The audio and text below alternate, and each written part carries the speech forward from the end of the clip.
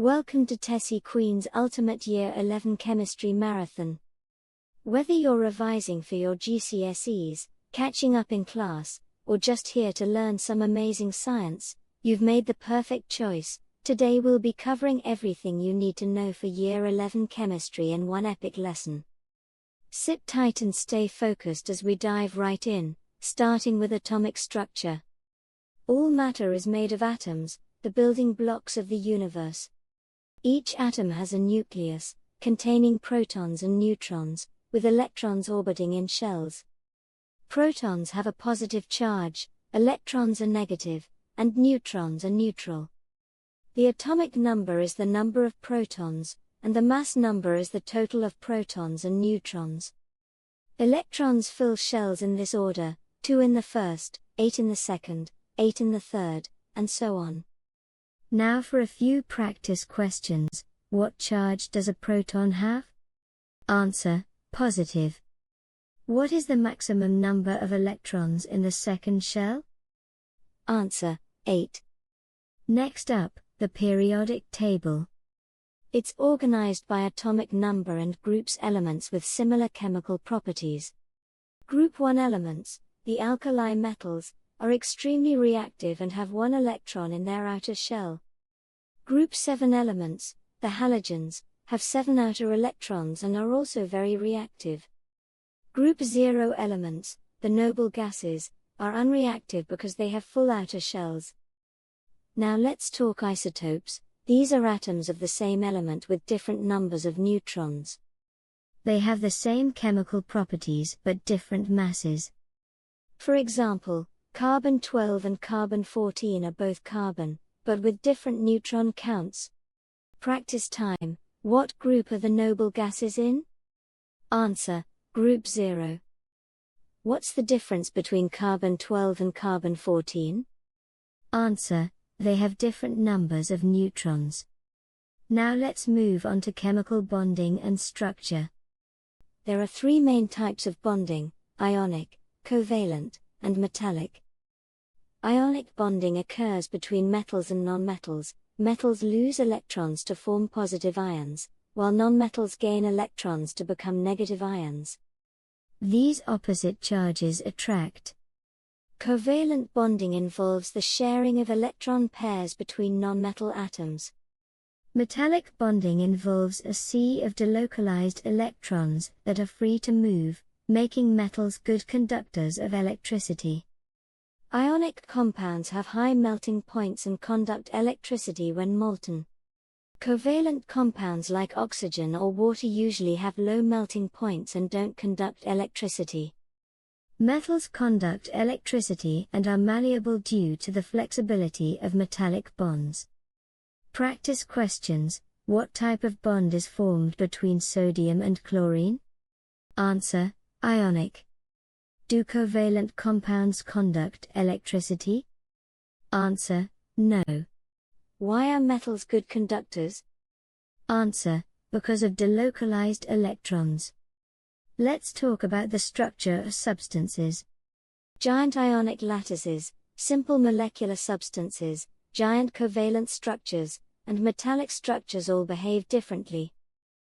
Diamond and graphite are both forms of carbon, but diamond has a rigid lattice where each atom bonds to 4 others, making it extremely hard. Graphite has layers that can slide, with delocalized electrons between them, allowing it to conduct electricity. Practice time: why can graphite conduct electricity?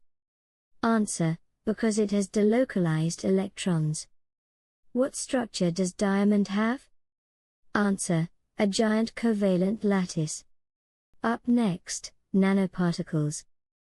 These are incredibly tiny particles that have a high surface area to volume ratio, making them useful in medicine, cosmetics, and catalysts.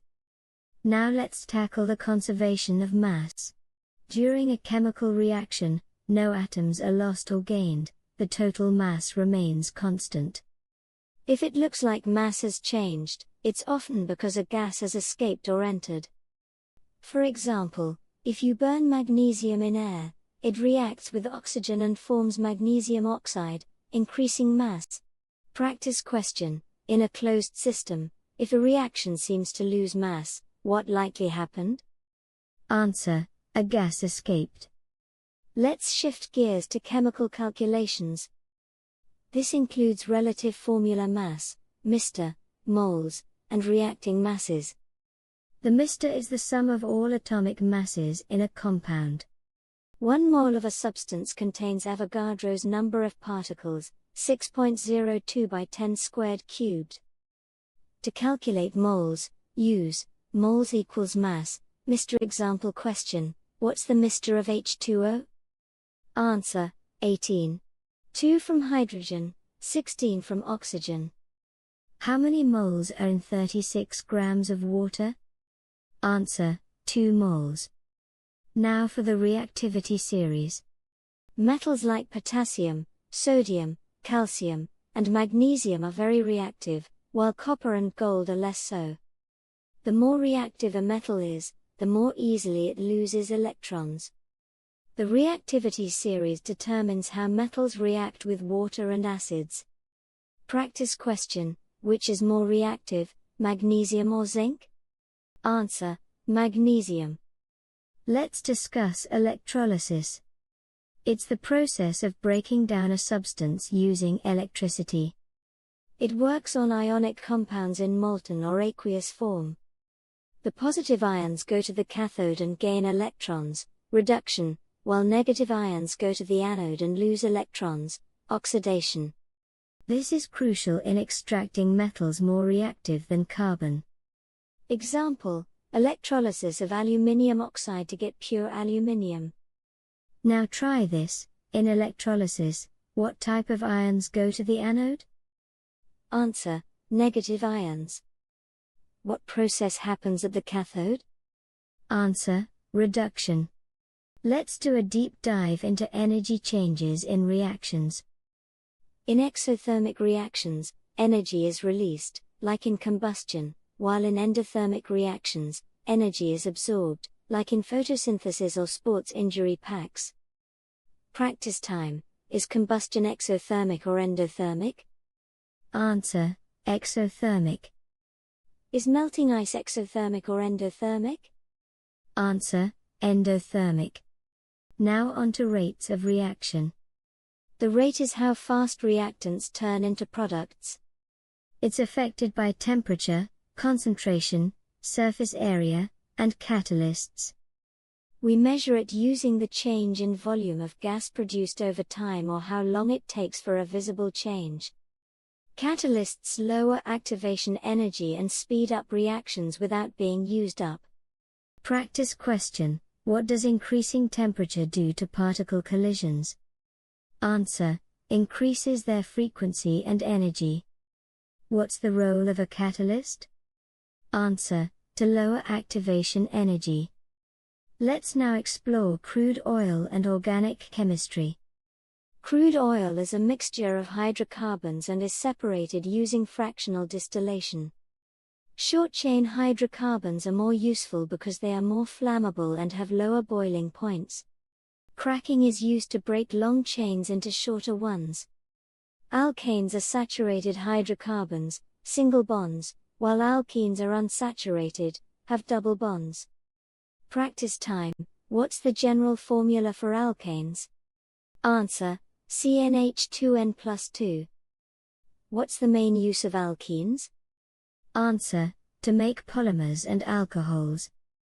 Let's move into polymers and plastics. Polymers are long chains of repeating units, made through addition polymerization. Common polymers include polyethylene and polystyrene. Practice question: what kind of reaction forms polymers? Answer: addition polymerization. Now on to Earth chemistry.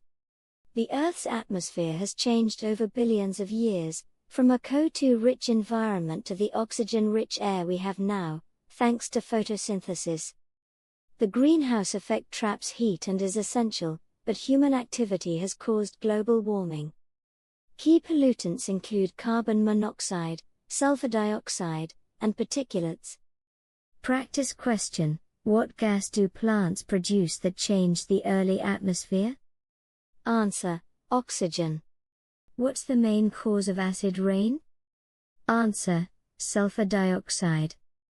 Last up, life cycle assessments. These evaluate the environmental impact of a product from raw materials to disposal. Recyclable materials help reduce pollution and energy use. One final batch of questions. What does LCA stand for? Answer: life cycle assessment. Why is recycling important? Answer: it reduces waste and saves energy. And that brings us to the end of this mega chemistry lesson.